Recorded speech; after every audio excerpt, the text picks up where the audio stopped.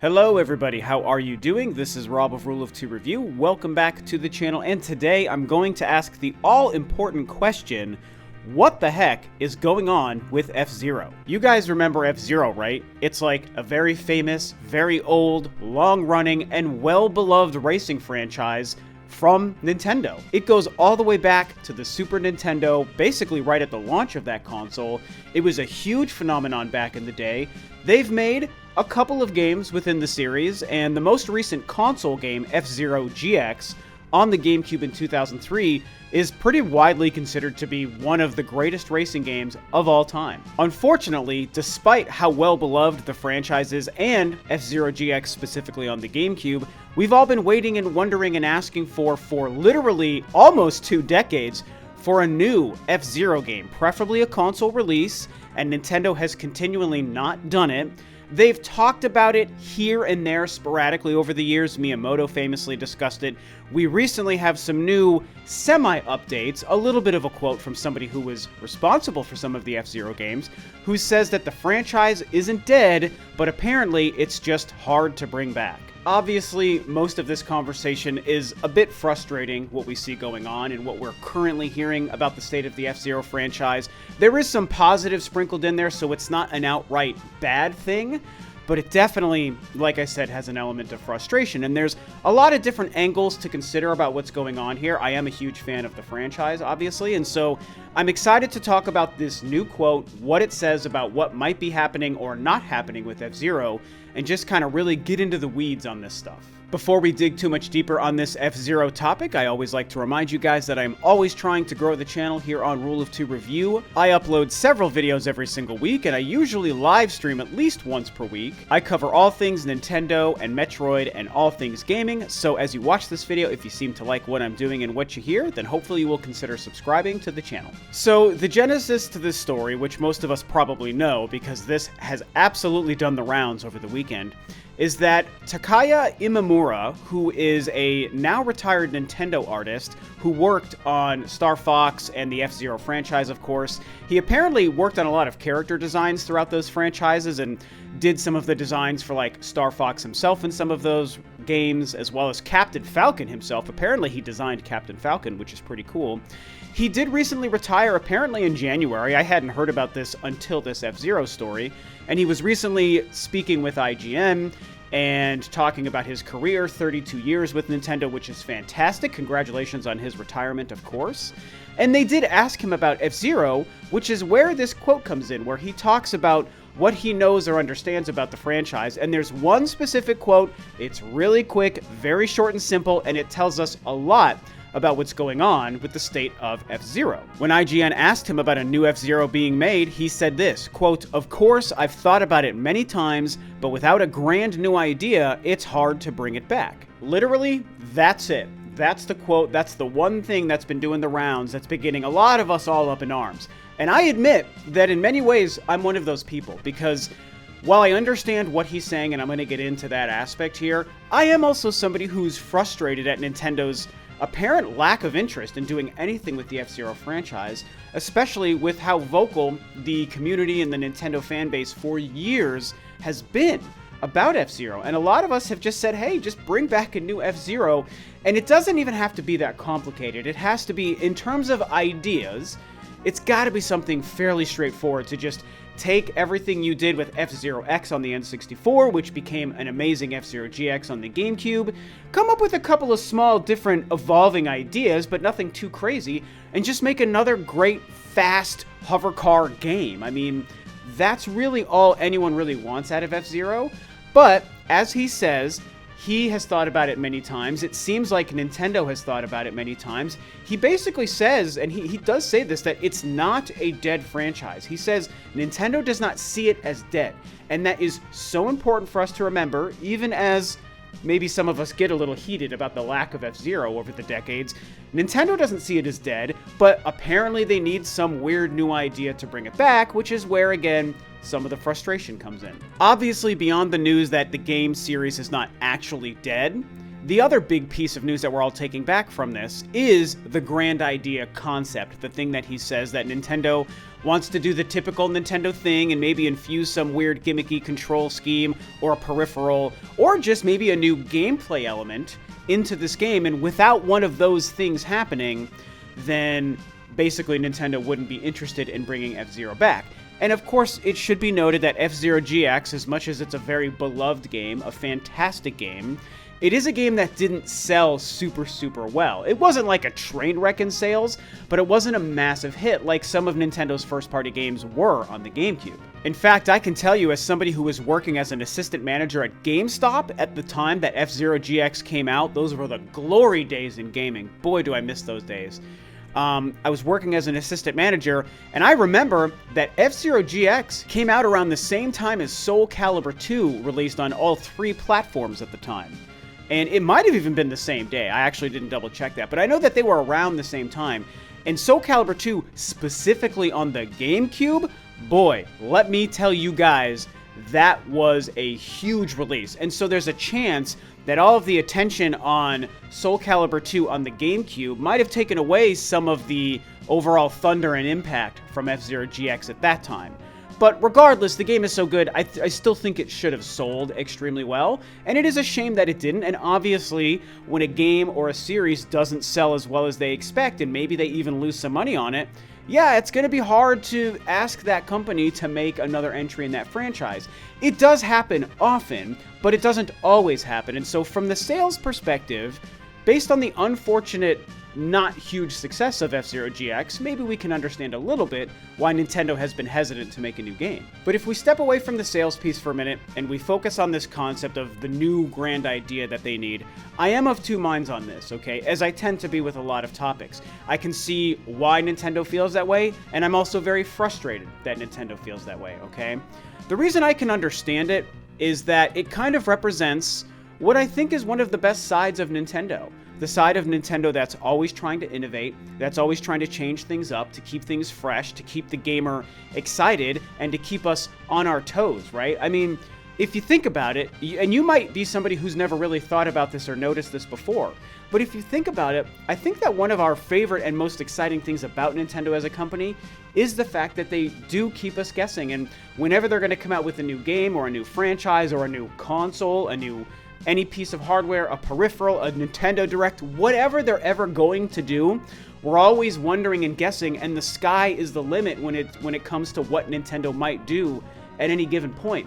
That's very different than how Sony and Microsoft operate. And I am a fan of those companies, but one of my favorite things about Nintendo is the way they keep us guessing is more exciting and stimulating to me than something like the obvious stuff we expect from Sony and Microsoft. And when it comes to their game design, I think that's also true, right? Like, they like to have a new big idea when it comes to some of their most successful franchises.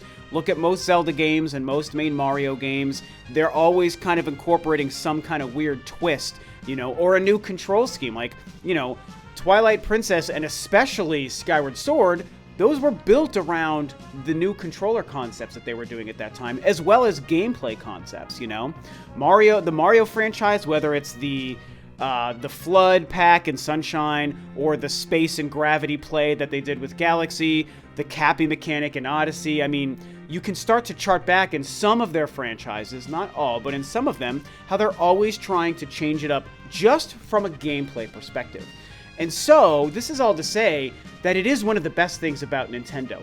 They fail sometimes on their big concepts and their big ideas, but many times they succeed and it makes their games better. With F-Zero, part of me is into the idea that Nintendo wants a crazy new gameplay concept to change it up. That is the cool thing about Nintendo, and so F-Zero is a franchise I like, so yeah, come up with a cool gameplay idea and put it into F-Zero. But then we come back to the frustrating angle that I look at this from, and it's that I don't necessarily think that F-Zero really needs to be one of those franchises. Am I going to turn down a new idea or a twist in the gameplay concept from Nintendo? Of course not. If they finally announced a new F-Zero and it's got this crazy mechanic thing that we've never heard of before, I'm going to be open-minded and I'm going to just be excited that they found a way to make a new F-Zero game.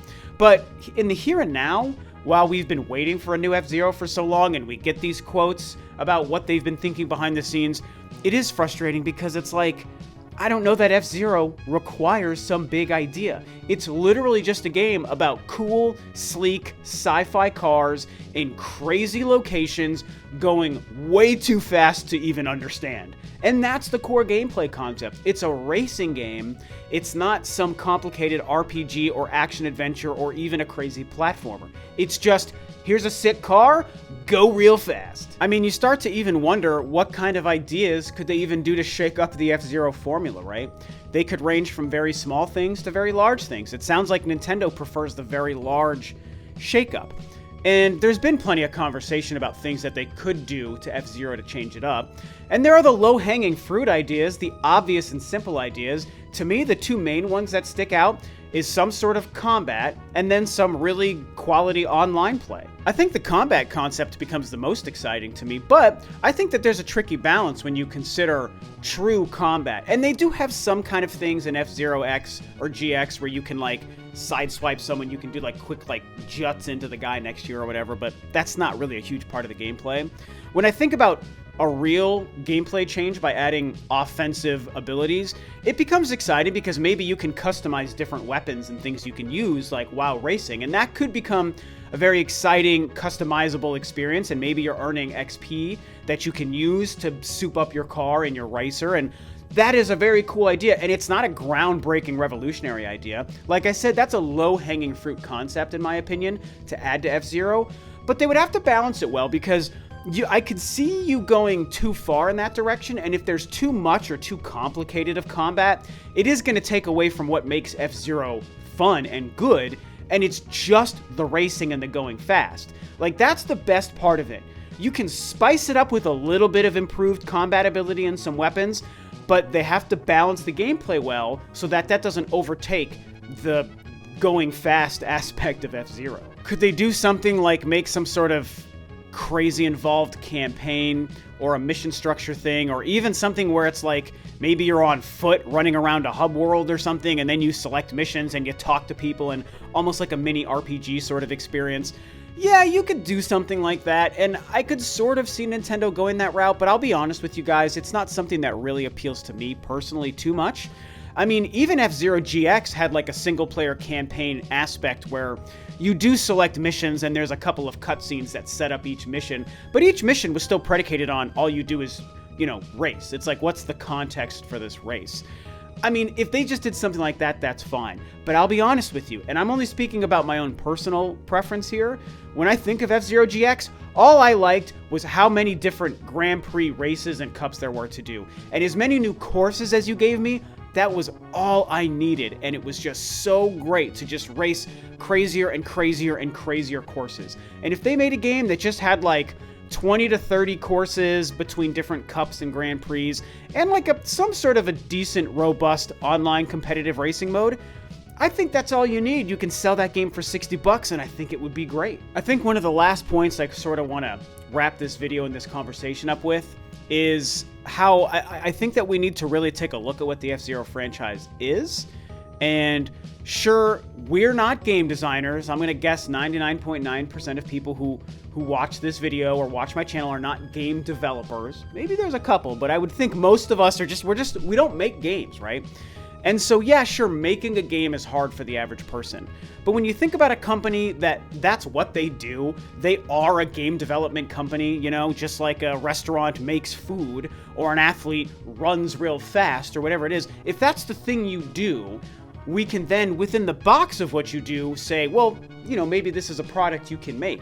And so making an F-Zero game, I would have to think wouldn't be crazy expensive to make a quality, straightforward, kick-ass racing game on the Nintendo Switch that would look great. I don't think it's going to cost that much money, and so I don't think it would even have to be a massive seller to be a good hit for Nintendo and to make enough revenue and profit for them to say, hey, this was worth it, so maybe we can even do it again, right? I mean, we got to take a look at the Switch too. I've talked about this so many times, you guys. In the Switch era, everything sells on this console, especially if it's a first-party Nintendo game. I think in F-Zero, after so many years, if a great F-Zero game came out, even if it was simple, it's going to sell well. It's going to sell, in my opinion, 1 to 2 million copies would be easy money, I think, sales for an F-Zero game.